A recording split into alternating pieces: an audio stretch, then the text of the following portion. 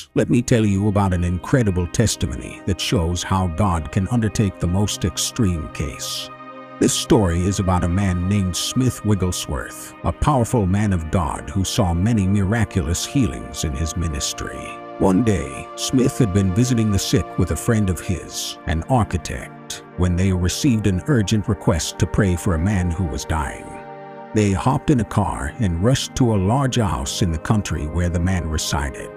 Upon arrival, they found out that the man's condition was critical. His body had been broken, he was ruptured, and his bowels had been punctured in 2 places, causing abscesses and blood poisoning. The doctors had telegraphed to London for a great specialist, and they were waiting for his arrival at the railway station when Smith and his friend got there. The man was very near death and couldn't speak, so Smith turned to his wife and said, "If you desire, we will anoint and pray for him."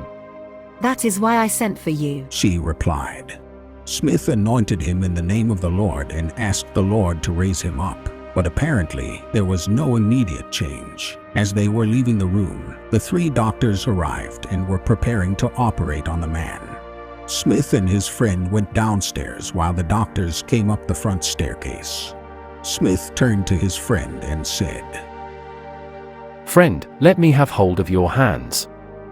They held each other's hands and agreed together, according to Matthew 18:19, that this man shall be brought out of death. They laid the whole matter before God and said, "Father, we believe." Meanwhile, the wife of the man went back to the doctors and said, "Give me 10 minutes. They replied, "We can't afford to. The man is dying and it is your husband's only chance." But the wife insisted and went back to the room where her husband was lying.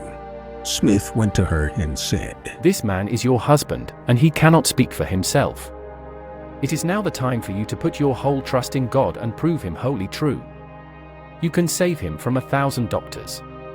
You must stand with God and for God in this critical hour." After some time, they all went back to the room, and to everyone's amazement, the man spoke, "God has done it." They rolled back the bedclothes, and the doctors examined him, and the abscesses were cut clear away. The nurse cleaned the place where they had been. The doctors could see the bowels still open, and they said to the wife, "We know that you have great faith, and we can see that a miracle has taken place. But you must let us unite these broken parts and put in silver tubes, and we know that your husband will be all right after that, and it need not interfere with your faith at all." But the wife stood firm in her faith and declared, God has done the first thing, and he can do the rest. No man shall touch him now. And God healed the whole thing. The man's body was made whole, and he was healed completely. Do you ask by what power this was done? The answer is in the words of Peter. His name, through faith in his name, made this man strong.